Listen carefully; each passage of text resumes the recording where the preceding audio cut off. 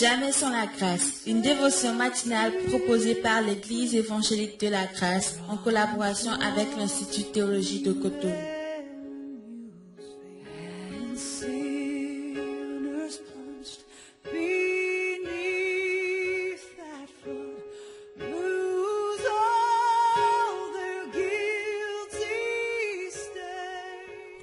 Bonjour, chers amis, chers internautes, nouvelle journée, nouvelle provision, bienvenue dans la dévotion de ce matin, Père. Nous te bénissons, nous te donnons toute la gloire, parce que tu agis dans nos vies, tu fais infiniment, même au-delà de ce que nous pensons, ce qui est naturel. Alors c'est pourquoi ce matin, nous prions pour le divin dans chacune de nos situations. Sois béni, ouvre-nous les yeux pour que nous puissions regarder ta provision, pour que nous puissions regarder ce que tu fais au nom de Jésus. Amen. Alors, nous continuons notre pensée, Ruth chapitre 2, le verset 9. Regarde où l'on moissonne dans le champ et va après elle. J'ai défendu à mes serviteurs de te toucher.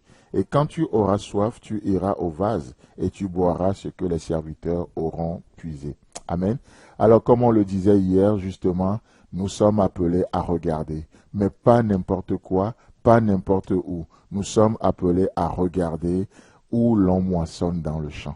Où l'on moissonne dans le champ, là où il y a la provision dans la situation. Oh, combien parfois le manque nous attire tellement, ce qu'on n'a pas nous disqualifie. Ce qu'on n'a pas nous disqualifie. Mais laissez-moi vous dire que si ce que nous n'avons pas nous disqualifie, ce que nous avons nous qualifie. Et qu'est-ce que nous avons ce matin? Nous avons la présence de Dieu à nos côtés. Nous avons ses promesses. Vous savez, dans la Bible, il y a, d'après les érudits de la parole de Dieu, il y a en tout plus de 7633 promesses. Nous avons ces promesses en notre faveur. Ce que Pierre va appeler les précieuses promesses de notre Dieu. Si ce que nous n'avons pas tente de nous disqualifier, alors ce matin, nous proclamons ce que nous avons, parce que ce que nous avons nous qualifie devant Dieu. Nous avons Dieu qui est avec nous, Dieu qui est pour nous et Dieu qui est en nous. C'est ça le nom Emmanuel. Chers amis, chers frères et sœurs, chers internautes, qu'est-ce que vous regardez aujourd'hui?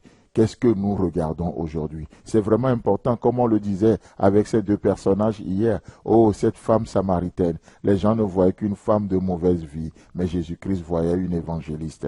Saul de Tarse, les gens ne voyaient qu'un meurtrier, mais Jésus-Christ voyait un missionnaire, quelqu'un qui va implanter des églises. Et nous pouvons continuer juste aujourd'hui, parce que ce sujet est très important, ce que nous regardons. Ce que vous regardez déterminera ce que vous allez obtenir dans la vie. Ce que vous regardez détermine ce que vous obtiendrez dans la vie. Alors, qu'est-ce que nous regardons aujourd'hui ou qu'est-ce que nous regarderons aujourd'hui là où on moissonne dans le champ? Vous savez, il y a un autre personnage que j'aimerais voir ce matin, il s'appelait Zachée. Zachée, non seulement c'est un publicain, mais c'est un chef des publicains. Et si les publicains sont mal vus, alors Zachée est doublement méprisé. Pourquoi? Parce qu'il est le chef des publicains. Alors que les gens ne voient qu'un chef publicain, Jésus-Christ va s'arrêter auprès de Zachée et il dira: Zachée, je veux rentrer aujourd'hui dans ta maison. Et dans Luc chapitre 19, le verset 8, Zachée va recevoir Jésus et regardez comment la conversation se terminera. Mais Zachée, se tenant devant le Seigneur, lui dit: Voici, Seigneur, je donne aux pauvres la moitié de mes biens. Et si j'ai fait tort de quelque chose à quelqu'un, je lui rends le quadruple. Waouh! C'est vraiment beau ça. Nous, on se bat tellement à donner le peu qu'on peut donner. On se bat à donner notre dîme, la 10e partie. Mais Zachée dit ici: je donne la moitié de mes biens aux pauvres.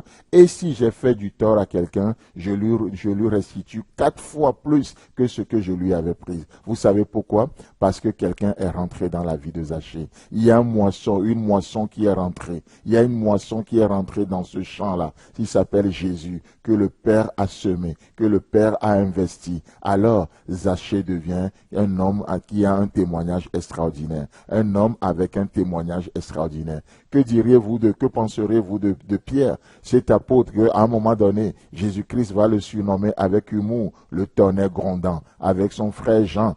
Mais qu'est-ce qui va se passer? C'est des champs vierges, et Jésus-Christ va les prendre, il va investir en eux, et qu'est-ce qui va se passer? 3 ans plus tard, 3 ans et demi plus tard, et des années plus tard, ce tonnerre grondant, ou ces tonnerres grondants vont devenir ce que nous appelons les apôtres de l'amour, l'apôtre Jean, l'apôtre Pierre. C'est vraiment extraordinaire. Alors que nous pouvons regarder des vies aujourd'hui, peut-être que tu es en train de regarder ta vie ce matin et tu me diras non, ça n'a rien d'extraordinaire. C'est un échec.